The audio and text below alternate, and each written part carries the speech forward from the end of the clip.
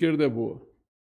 Sabe? Uhum. Olha o que os fascistas fazem, enquanto nós socialistas somos o paraíso. Ele não falava dos gulags, ele não falava do assassinato dos opositores, mas olha como tanto que eles chamam de fascistas. Esses memoriais sempre é fascista, não é nazista. É a propaganda soviética, né? Eu tenho uma prima minha que mora na Alemanha e ela fala que lá na Alemanha eles não gostam de ficar relembrando. Eles têm vergonha, gosta, né? Ninguém gosta, é uma vergonha, né? Mas aí, ao mesmo tempo, eu conversei com um professor de filosofia que morou lá há muito tempo e ele falou assim, eles não conversam, mas o tempo todo tá em evidência lá para ser mostrado. Eles sabem o que aconteceu, eles têm vergonha. Depois da guerra, nenhum alemão era nazista, viu? Não tinha nenhum alemão falou que era, que colaborou, que participou. Não dá nem para entender como é que tinha tanto nazista na Alemanha durante a guerra. Porque acabou a guerra, nenhum avô, nenhum pai. Todo mundo era contra o Hitler. Eles escondem, né? Tem que esconder, é uma vergonha, tem que esconder. É que era muita gente e você falou que não eram só os soldados que participavam como nazistas, era todo mundo. Todo mundo. É como hoje, sociedade alemã. É como Gaza. Não é o Hamas, são os palestinos.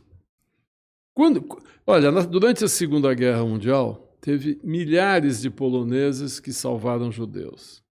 Milhares de holandeses salvaram judeus. Milhares de franceses salvaram judeus. Milhares de italianos salvaram judeus. Não teve um palestino que salvou judeu em Gaza. Não teve um palestino que avisou o exército, olha, naquele túnel tem um refém. Palestinos receberam os reféns em casa. Tinham reféns que ficaram presos.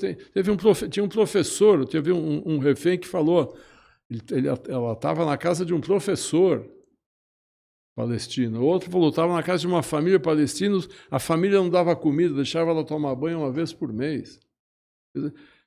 Todos colaboram, todos colaboraram. Os palestinos colaboram, os palestinos são a favor do Hamas. A gente tem que parar com esse politicamente correto, dizer que eles são os coitadinhos. Não são. Eles querem destruir Israel. Eles nascem ouvindo que Israel tem que ser destruído. A criança palestina, a gente vê filmes, ela recebe uniforme, recebe arma de brinquedo, ela faz hinos contra os judeus. Crescem assim. Na Alemanha não foi diferente. Foram anos e anos de doutrinação nazista para convencer os alemães de que os judeus eram os culpados de todos os problemas e tinham que ser destruídos. E eles acreditaram, eles concordaram, aceitaram. Por isso que você não consegue matar 6 milhões de pessoas se não tiver a colaboração de todo mundo. Não consegue.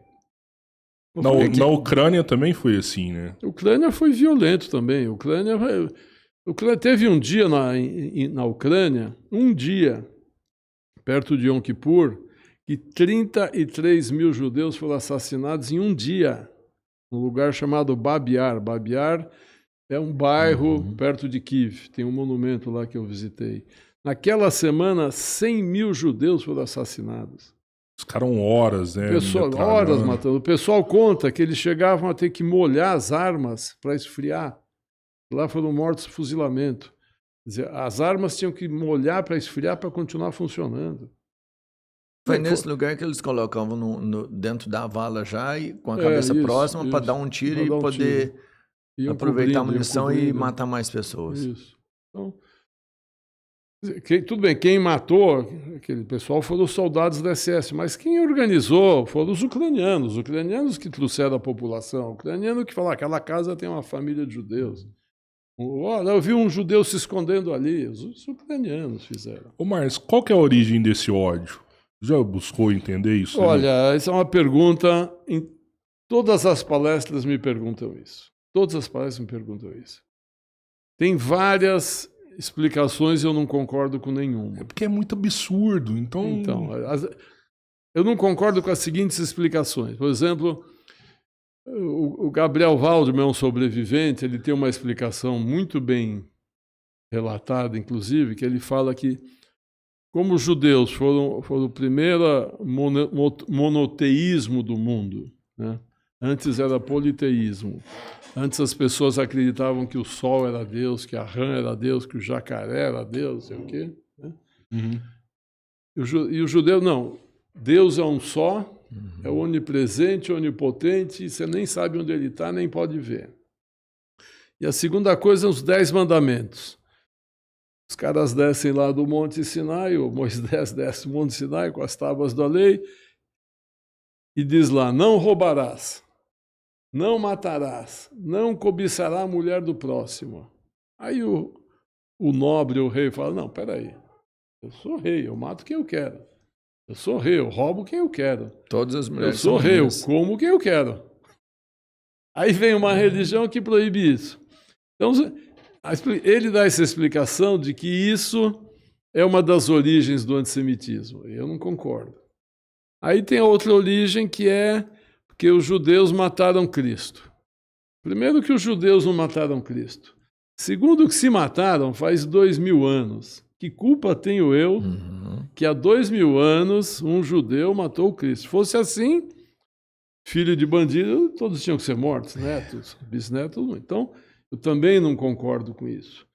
Tem uma outra explicação, é que na Idade Média, como os cristãos não podiam emprestar dinheiro a juros, só os judeus podiam, foram ficando com raiva dos judeus, porque o judeu emprestava dinheiro a juros, e o judeu era contratado pelos reis da Espanha para ir buscar o imposto. Então, tem um monte de explicação. Por que eu não concordo com nenhuma? Porque eu acho o seguinte, é um pouco do que você falou, do absurdo. Antissemitismo é um sentimento. Quer dizer, eu odeio os judeus, é um sentimento. Odiar é um sentimento, certo? O ódio é um sentimento. Um sentimento você não consegue explicar de uma maneira racional. Não é razão, é emoção. Você não consegue explicar uma emoção com a razão. É um sentimento. Eu odeio. Por que você odeia? Ah, porque eu odeio. Aí eu amo. Por que você ama? Ah, porque eu gosto muito.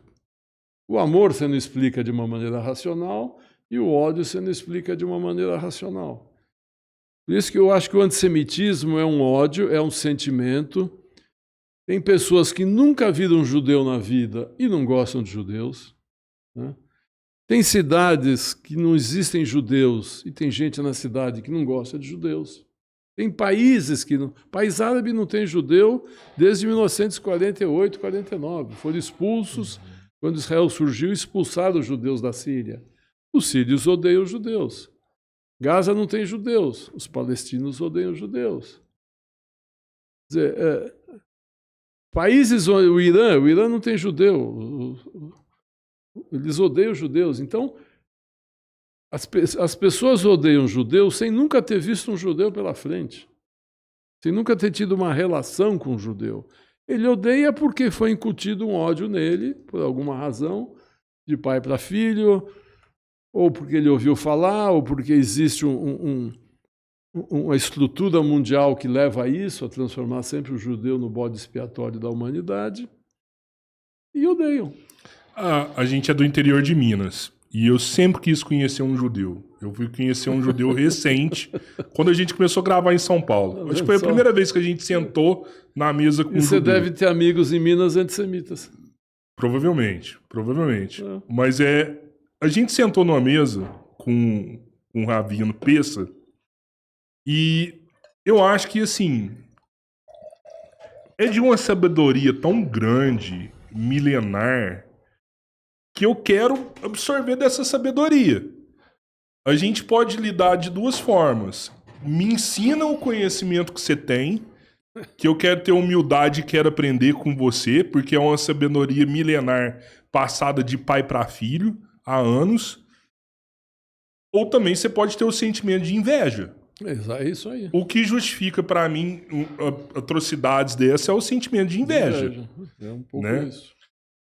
Acho que no livro do Urso também o senhor fala que os judeus que moravam na Ucrânia, eles nunca foram vistos como ucranianos. Isso na Europa em geral. E isso é um problema. Eles nunca foram vistos como alemães, nunca foram vistos como poloneses. Eles sempre foram vistos como judeus. Isso também é um problema. E você associar isso com um sentimento de inveja, eu acredito que pode ser uma justificativa para coisas absurdas. Tem 2 pontos interessantes aí. Essa coisa do conhecimento. Até 1800, mais ou menos, quem sabia ler e escrever era a nobreza, o clero e os judeus. O povo não sabia ler e escrever. Quem sabia ler e escrever eram os nobres, estudavam, se preparavam, o clero, que também estudava e tinha os livros religiosos e tal, e os judeus. Os judeus sempre foram alfabetizados. Não existe judeu analfabeto. Não existe judeu analfabeto. Tem que ler o livro de rezas, não sei o quê, papapi. Então, quando você lê, você adquire mais cultura, mais sabedoria.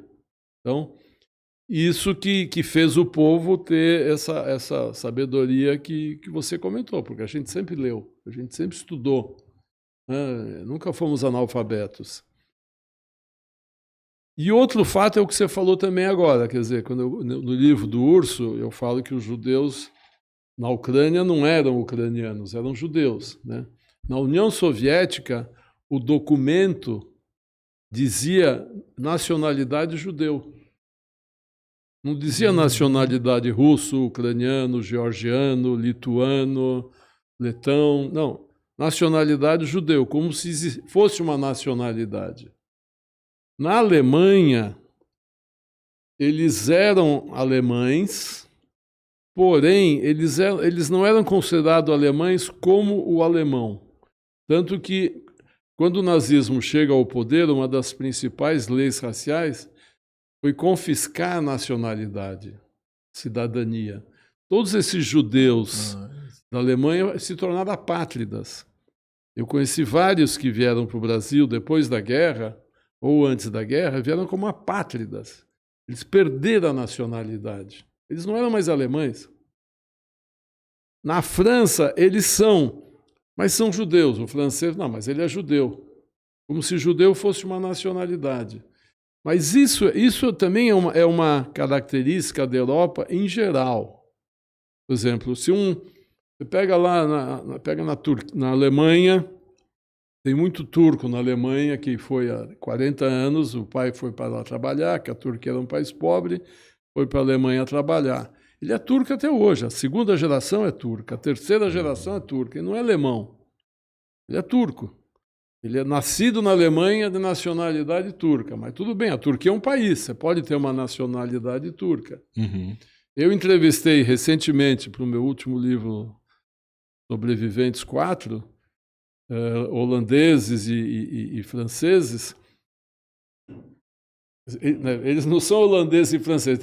As histórias são muito loucas, porque ele fala assim, os pais eram poloneses, fugiram da Polônia. Não é que fugiram, eles foram embora da Polônia para a Holanda em busca de uma vida melhor na década de 20, na década de 30.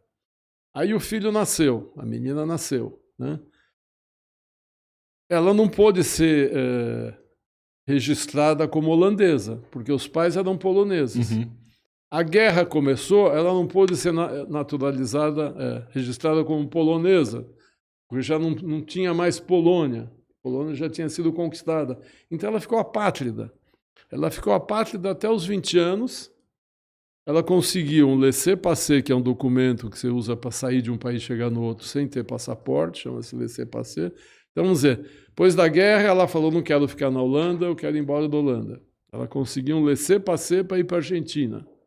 Chegou na Argentina com o laissez-passer, recebeu um visto de permanência, ficou lá morando.